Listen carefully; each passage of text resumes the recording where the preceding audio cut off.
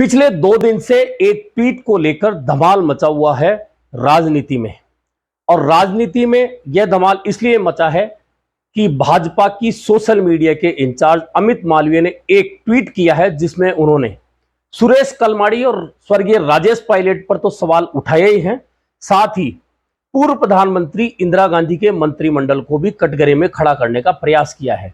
हालांकि इंदिरा गांधी के पूरे मंत्रिमंडल को भले ही कटघरे में खड़ा करने का प्रयास अमित मालवीय ने किया हो, लेकिन उससे कांग्रेस को कोई ज्यादा फर्क नहीं पड़ा है। यही कारण है कि कांग्रेस के नेता इस मामले को लेकर चुप्पी साधे हैं। कोई ऑफिशियल बयान अभी तक कांग्रेस का नहीं आया है, लेकिन राजेश पायलट के पुत्र सचिन पायलट ने अमित मालवीय के उस ट्वीट का जवाब दिया है और जो ट्वीट अमित मालवीय ने किया है उसे भ्रामक और असत्य बताया है। इसके बाद में राजेश पायलट और सचिन पायलट समर्थकों ने अमित मालवीय के खिलाफ एक अभियान चला दिया है। अमित मालवीय माफी मांगो।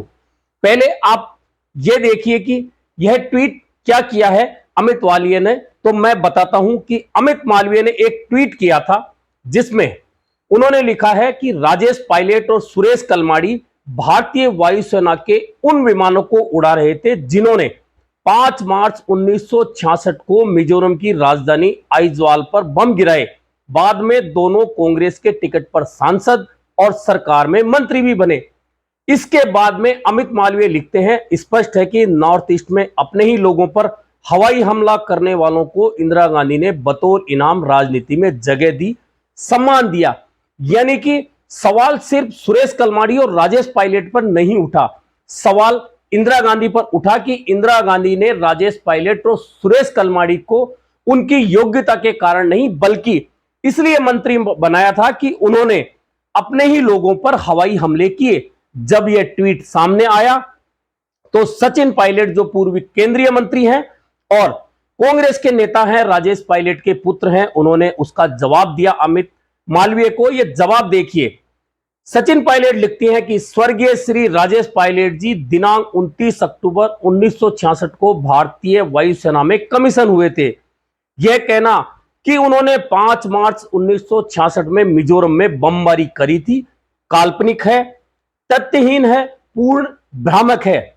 इसके बाद में सचिन पायलट लिखते हैं, हां 80 के दशक में एक राजनेता के रूप में मिजोरम में युद्ध विराम करवाने और स्थायी शांति संधि स्थापित करवाने में उन्होंने महत्वपूर्ण भूमिका निभाई थी। इसी के साथ सचिन पायलट ने नीचे एक लाइन लिखी है, स्वतंत्रता दिवस की शुभकामनाएं, जय हिंद। यानी कि यह वह ट्वीट था अमित मालवीय का जो भाजपा की आईटी सेल चलाते हैं और सचिन पायलट का यह जवाब था। अब इसमें आप देख रहे होंगे कि किस तरह से सुरेश कलमाड़ी और राजेश पायलट पर तो सवाल उठाए गए हैं, लेकिन सबसे बड़ा सवाल तो पूर्व प्रधानमंत्री इंदिरा गांधी पर उठाया गया है जिन्होंने अपना मंत्रिमंडल चुना था। प्रधानमंत्री जब अपना मंत्रिमंडल चुनते हैं अपने विवेक पर चुनते हैं, लेकिन यहां सवाल सीधा सीधा इंदिरा गांधी पर यह है कि उन्होंने सुरेश कलमाड़ी और राजेश पायलट को मंत्रिमंडल में इसलिए जगह दी या उन्हें इसलिए सांसद बनाया गया कि उन्होंने अपने ही लोगों पर मिजोरम की राजधानी आइजवाल में बम गिराए थे।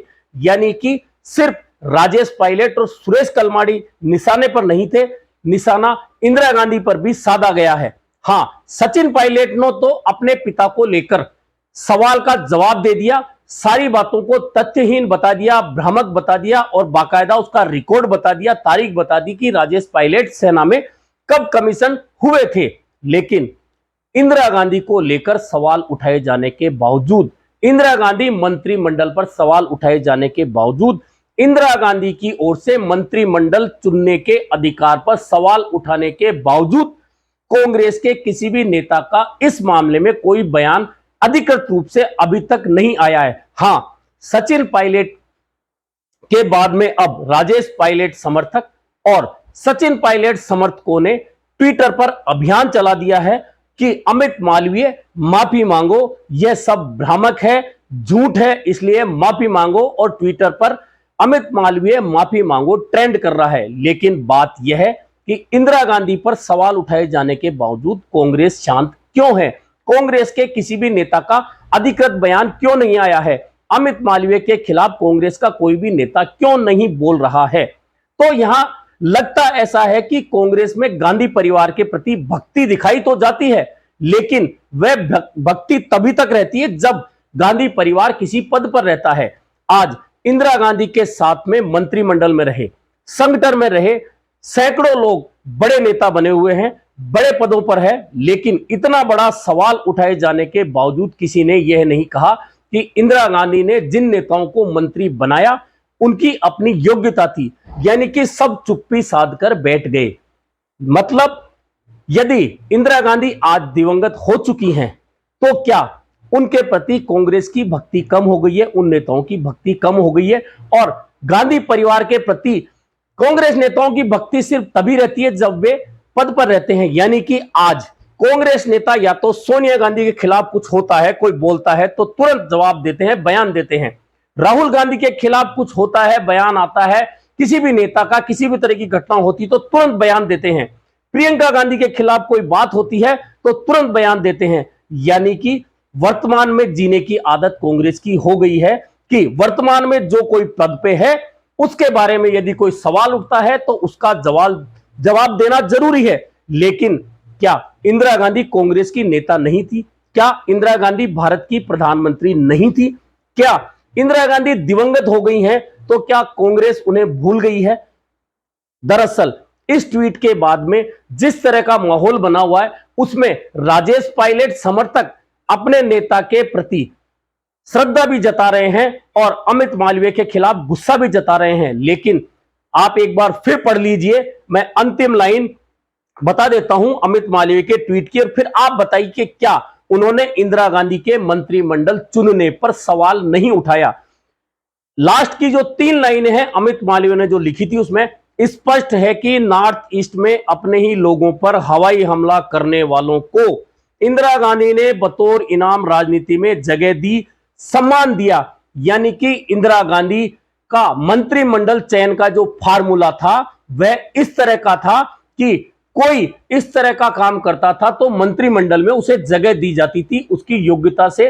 इंदिरा गांधी किसी भी योग्यता से किसी नेता को मंत्रिमंडल में नहीं चुनती थी। यदि इतना बड़ा सवाल होने के बाद, इतना बड़ा सवाल उठने के बावजूद यदि कांग्रेस के नेता चुप्पी साधे बैठे हैं तो फिर क्या कहा जा सकता है? दरअसल अभी आप देखिए कि गांधी परिवार का वर्तमान, जहां कांग्रेस की सरकारें हैं वहां जब योजनाएं चालू होती हैं तो उन योजनाओं का नाम अब पहले जरूर होता था इंदिरा गांधी के नाम पर, लेकिन अब राजीव गांधी के नाम पर योजनाएं चलाई जाती है। इसका बहुत स्पष्ट कारण है। यह ठीक है कि राजीव गांधी देश के प्रधानमंत्री रहे, वे युग दृष्टा रहे, वे वर्तमान में जो आईटी क्रांति हो रही है उसको लाने वाले भारत में राजीव गांधी रहे, उनके नाम पर योजनाएं चलाई जानी चाहिए, यह ठीक है। लेकिन इंदिरा गांधी क्या प्रधानमंत्री नहीं थी? क्या वे कांग्रेस की नेता नहीं थी? क्या वे मजबूत नेता नहीं थी?